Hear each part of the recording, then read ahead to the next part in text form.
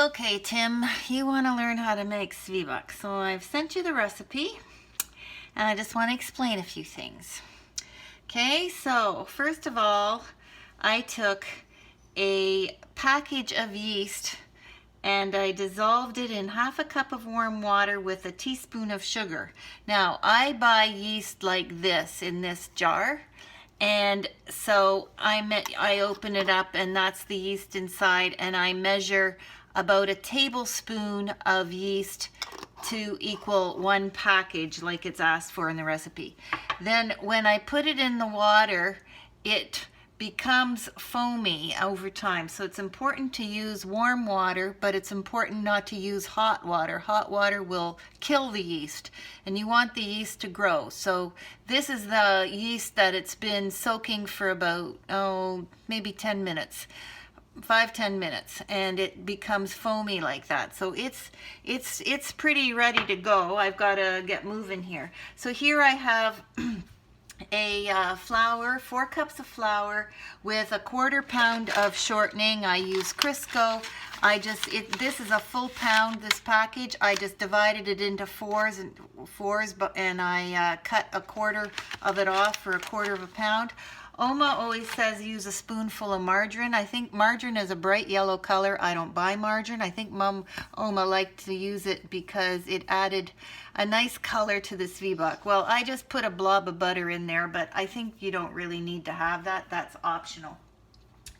And then I'm going to start mixing the shortening and into the flour. The flour also has 2 teaspoons salt mixed in with it.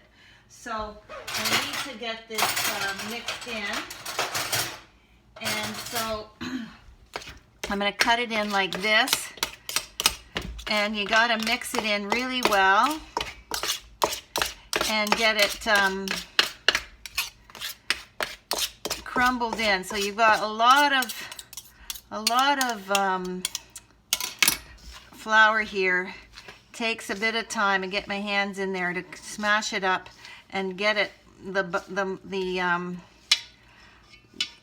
to rub the shortening into the flour, because you want it well mixed, you know. So you gotta get it in there, and you can cut it up to a bit, but then you gotta get those finer mixtures in there. And so you really want to mix that shortening and the butter in with the flour to get it not smooth, but so there's no lumps of shortening in there. So you see, make sure you have clean hands before you start baking, because you always get your hands into the dough when you're making something with yeast,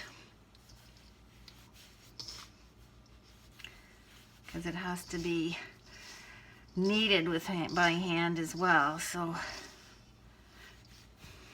you see, I started with 4 cups of flour, but you're gonna need more than that. By the time I finish here, I'll have added more flour to get to the consistency of dough that I need.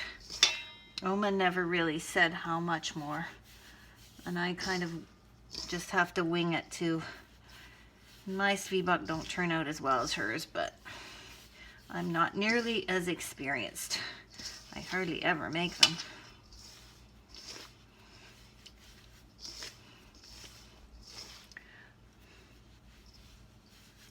So this is when in the directions it says rub the shortening into the flour like pie dough. Well, if you see, this is the way you start when you make a pastry for a pie too.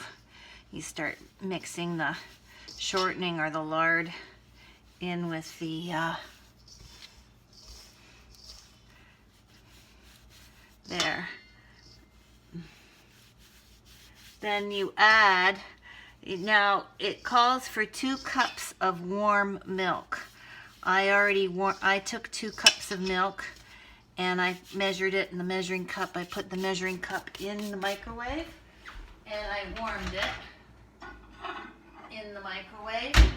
Again, this is where it's important that it's warm but not too hot, because if it's too hot, it's going to kill the yeast. So I'm going to mix this in here. That's the 2 cups of milk, warm milk. Use a mixing spoon, mix it together. And at this point, yeah, it's not too hot. I'm going to mix in the yeast mixture. So just pour that in there too. Make sure I get it all out here. It's kind of, there's a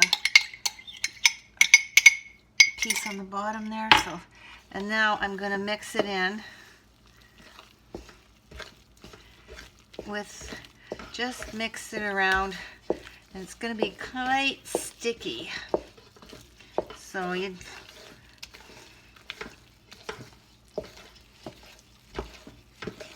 says here, stir to make smooth.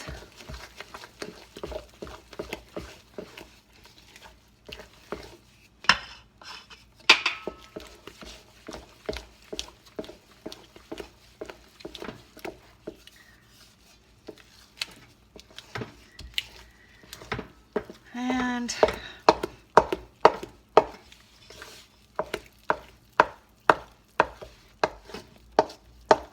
there, it's getting pretty good, but I'm going to add some more flour because, I don't know, I think it looks too sticky.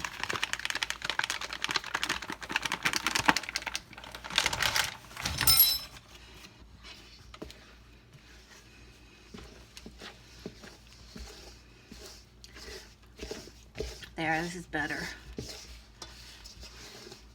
So now, once this is mixed in, I need to find a warm place to let the dough rise.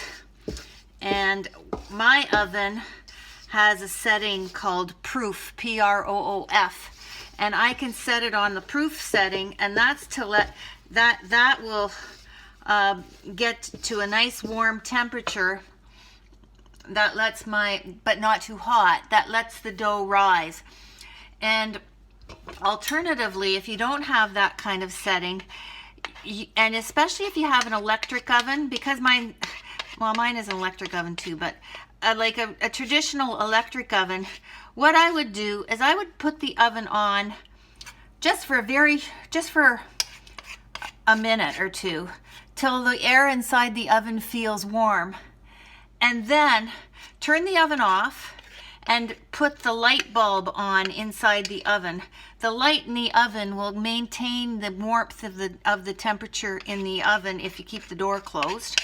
So that's a good place to let your dough rise. But you have to give it, you can't just turn the light on and leave it. You should give it a little bit of a boost by turning the oven on and letting it get warm a little bit first. Or alternatively, the other thing you can do is, if you have a kitchen sink with a stopper in it, you can put hot water in the kitchen sink and maybe like a metal rack or a pan across the top of the sink. Put the bowl of yeast on the pan and cover it either way. No matter all these methods, you're going to want to cover it with a tea towel. So I'm going to cover it now, and I'm going to put it in my oven and let it rise for about, on the proof setting, for about 2 hours. So this is the first part of the lesson, and I will continue later.